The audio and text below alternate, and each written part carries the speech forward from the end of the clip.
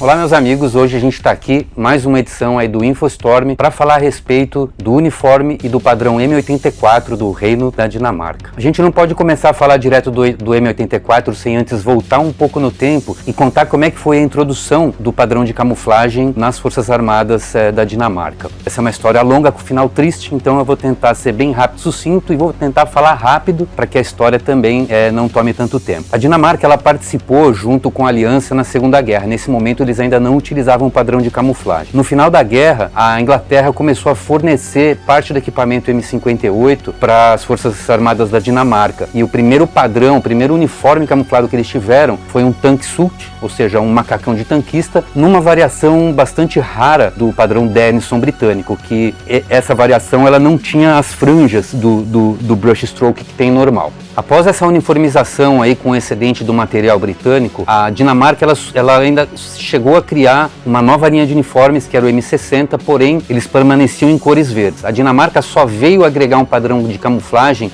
nos anos 70, o famoso padrão T78. Assim como a Força Aérea Belga faria um pouco mais para frente, em 1989, abordei esse assunto de passagem no vídeo sobre o Gigasó belga, que vocês podem ver aqui no tag. Assim como a Força Aérea Belga faria aí mais para frente, em 1989, a Dinamarca foi lá nos trials de 1976 dos uniformes alemães buscar uma variante do Flecktar que pudesse ser adequada para o ambiente que eles estariam inseridos. E eles trouxeram uma versão. Eles adaptaram, diminuíram as cores, né? O Flecktar original eles são 5 cores e criaram a versão T78 em 3 cores, que seriam 2 tonalidades de verde e uma tonalidade de preto. A composição da camuflagem, a distribuição das cores, ela compõe aí 60% do verde mais escuro, 30% do verde mais claro e 10% de preto. São medidas aproximadas para ficar um pouco mais fácil a compreensão. Assim como o nome diz, T78, o T ele indica que é um trial, que é uma versão de testes, tá? Essa camuflagem, nesse novo uniforme, ele foi tão adequado para as necessidades que eles tinham no momento e o aprendizado durante o período de trials fez com que eles desenvolvessem ao longo do tempo o padrão permanente M84, deixando de ser uma versão de triagem, tornando-se o padrão oficial aí das Forças Armadas da Dinamarca. Não havia muita diferença em relação ao T78 e o M84. Segundo fontes que a gente tem,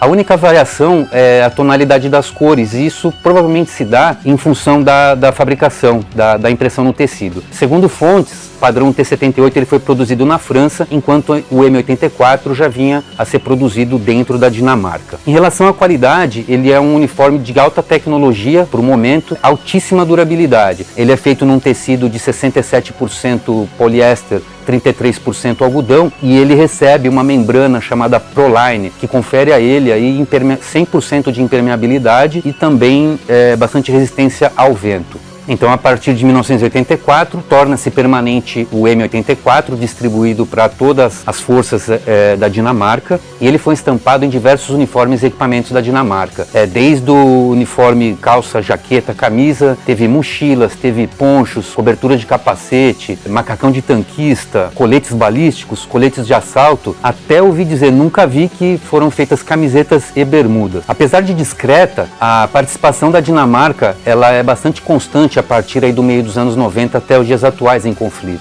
O retorno a um combate real para o exército dinamarquês ocorreu em 1984, quando juntamente com a Suécia e a Noruega, numa missão da ONU chamada UNPROFOR, dentro da Bósnia, eles enfrentavam aí forças militares bósnio-sérvias. Em determinada situação, uma unidade do exército dinamarquês se viu cercada por essas milícias e foi obrigada a abrir fogo. Situação qual abriu um precedente que se discute até hoje, gera muitas controvérsias quanto ao poder de forças de paz exigir a força e se engajar em combates reais. A partir daí, em 88 para 89, eles participaram da Guerra do Kosovo, junto aí com forças da ONU também, tiveram presentes na Guerra do Afeganistão a partir de 2001 e constantemente aí durante a Guerra do Iraque também.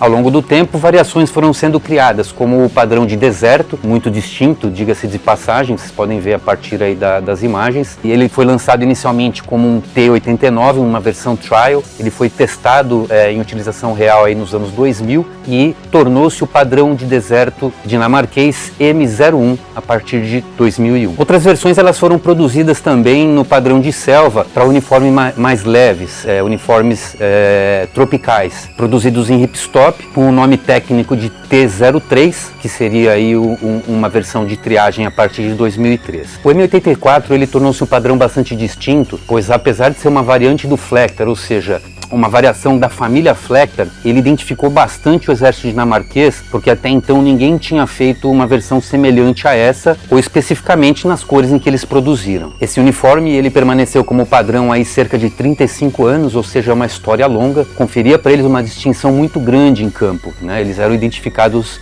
à distância. Porém, em 2011, a Organização Dinamarquesa de Organização, Logística e Defesa vem anunciar a criação de um novo padrão, que seria o M11. E esse padrão viria, infelizmente, a aposentar as duas versões, tanto o M84 como o M01, padrão de selva e de deserto, tornando esse um padrão único e híbrido. Esse padrão ele entrou em circulação em 2013 e ao final de 2018 as forças já estavam praticamente totalmente uniformizadas, deixaram de ser os padrões formais selva M84 e deserto M01 e passa a ser o uniforme padrão híbrido a partir de então, o Multicam. Mamãe, quero adquirir com dinheiro trajes de combate com camuflagem original. Não. Como assim? Porque já temos uniformes com camuflagem 100% original que ninguém usa em casa. Isso aqui não é original. Claro que foi a Cree Precision que fez. E tem versão da Alemanha, Rússia, Polícia Federal, China, Coreia do Norte, Estado Islâmico. Afi todo mundo usa essa estampa. Se ter terceira guerra mundial, como vou saber quem é o inimigo? Gente, brincadeiras à parte, sem querer diminuir o Multicam, ele é um padrão muito adequado aí para multicamuflagem, como um padrão híbrido. Comprovadamente o mimetismo dele é muito bom em diversos ambientes.